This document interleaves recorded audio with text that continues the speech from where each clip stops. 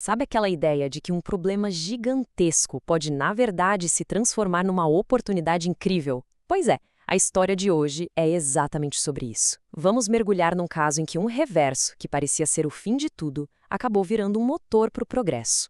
E essa lição de perspectiva vem de um lugar bem inesperado, uma cela de prisão. Então vamos imaginar a cena. O líder de um movimento super importante, o apóstolo Paulo, é preso.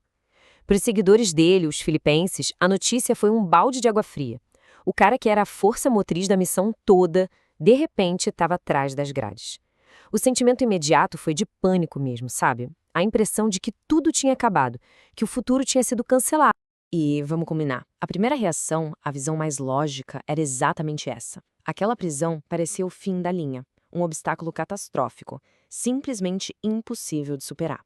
E não era um drama à toa, não. As razões para esse desespero todo eram muito concretas.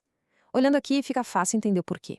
Ele não podia mais viajar para criar novas comunidades, não podia pregar em praças públicas, estava impedido de visitar os grupos que já existiam para dar aquela força. Basicamente, todas as atividades centrais da missão dele foram cortadas de uma hora para outra.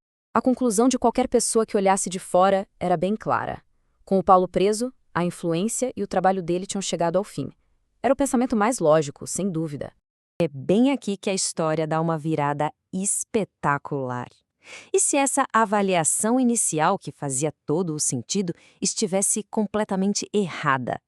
E se aquelas correntes não fossem um ponto final, mas um tipo bem diferente de começo?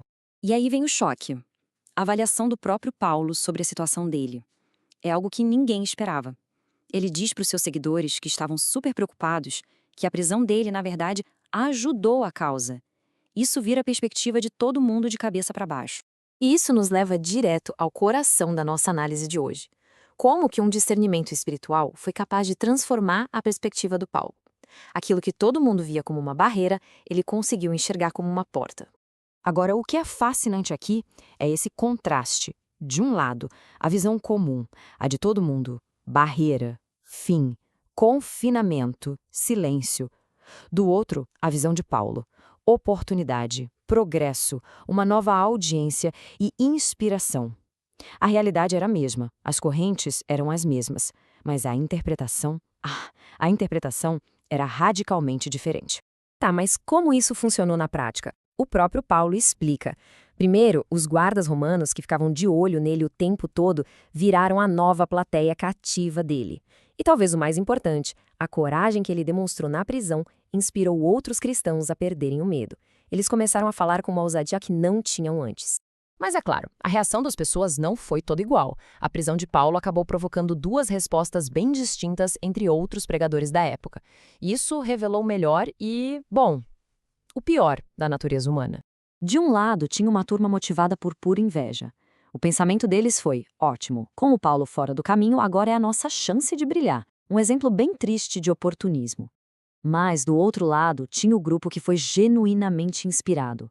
Eles olharam para o sacrifício de Paulo e sentiram aquilo como um chamado para agir com mais dedicação e mais coragem.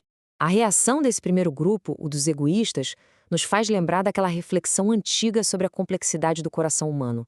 O coração é mais enganoso que qualquer outra coisa.